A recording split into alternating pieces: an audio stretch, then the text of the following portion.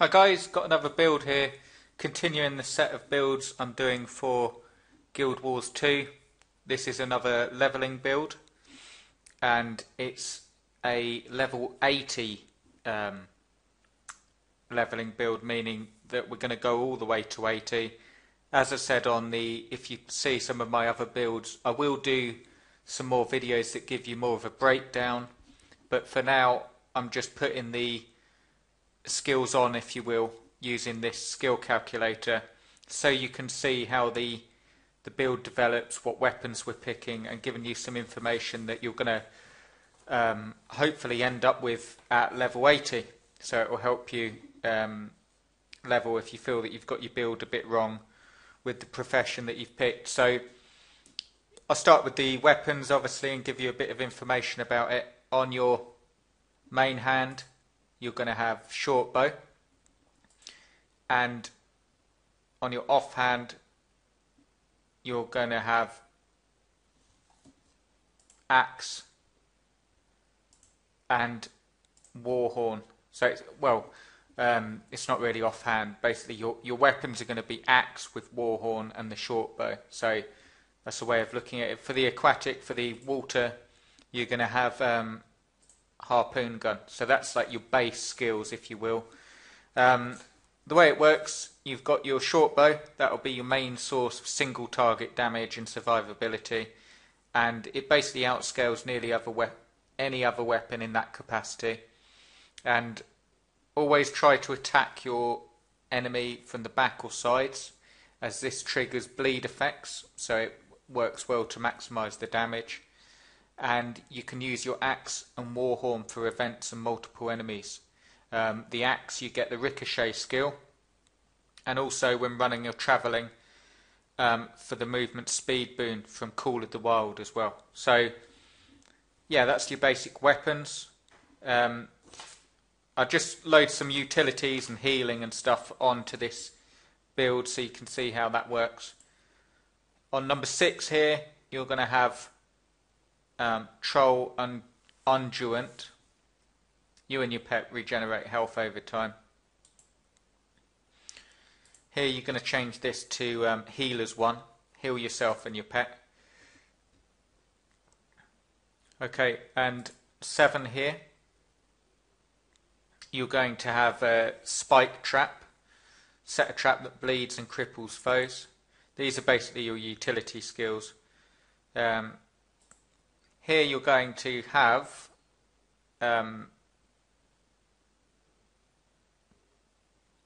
there it is, Sick'em, Shout. Your pet runs faster and does more damage. Number 8, you're going to have Signet of the Hunt. It's a passive and an active. Basically, passively grants 10% increased movement speed to you and your pet, which is always good, and your pet's next attack deals more damage. There's the active skill. Number 8, sorry, I'm just sort of doing this from memory. You want to change this to Frost Spirit here. Summon a Frost Spirit that has a 20% chance to grant bonus damage to nearby allies. So it makes you, if you're fighting in a group, it makes your allies attack stronger. On 9, you want to go for Signet of the Wild. Grants health regeneration to you and your pet, and your pet grows. The active is your pet grows larger, dealing more damage and gaining stability. Going to change this one, and we're going to have Quickening Zephyr. Survival, you and your pet gain quickness but cannot be healed during this time. So very good for speed, this build. And on the last one, the elite skill we're going to pick is Rampage as 1. Rampage with your pet, gaining stability, fury and swiftness. You and your pet also grant might to each other when you attack. So that's like, if you get into trouble, you've got that. Now, I'm going to put the traits on now, and then I'll give you a bit of information. Just before we do that, just a bit of information about the healing and utilities that I've just done. you've got Troll Unduant is by far the most superior healing ability if you're playing solo. You've got a large amount of healing and short cooldown. The only exception to bear in mind is underwater you won't get the regen effect. It doesn't work at all, so something to bear in mind. And you can adapt these utilities depending on the combat situation, but your main ones are like Spike Trap.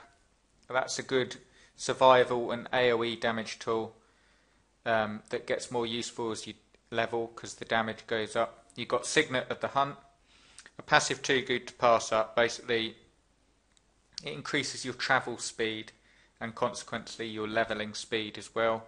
You can use Sharpening Stone or Sick'em if needed until you unlock this Signet. These two are sort of the same, Signet of the Wild and Quickening Zephyr. Good for solo play. It applies to both you and your pet, so you get good survivability for both of you.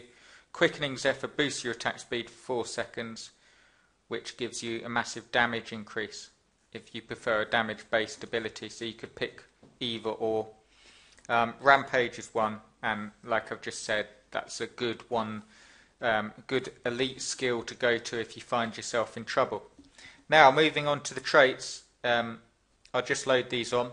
Marksmanship, put 30 on that, and we're going to put Steady Focus on, and we're going to put Piercing Arrow, and lastly we're going to put Remorseless. Skirmishing, we're going to put 30 on that, and we're going to put Sharpened Edges, Companion's Might, and here we're going to put Carnivorous Appetite. Okay, Wilderness Survival, we're going to put 10 on there, and we're just going to add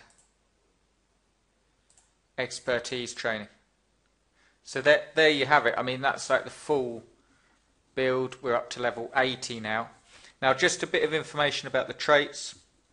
Skirmishing, I actually did it in order, but Skirmishing's the first tree that you want to fill out. It gives you increased critical chance and damage, and the slot skills will increase your damage even more.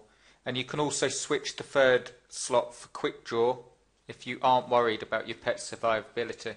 So if you want to go for more damage and sacrifice your pet's survivability, you can swap the third slot on the skirmishing on the skirmishing trait tree, if you will, for increased damage, but it sacrifices your pet's survivability. You've got Marksmanship. That's the second tree you should fill out, and it increases power and condition duration. Piercing Arrows gives you short bow AoE attacks, so long as your enemies are in a line. And Wilderness Survival is the final tree you fill out. Basically offers you more survivability, and you can swap out the slot skill for Soften the Fall if you find yourself up high or taking shortcuts off the cliffs. So there it is. There's the build. Hope you find it useful. I'll keep them coming.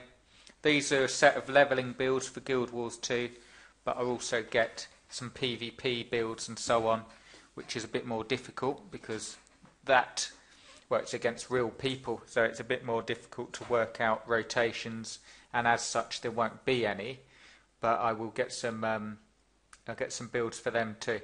But I hope you enjoy it. Please subscribe if you find it useful, or let me know if you've got any questions, and I will keep the builds coming. Cheers guys.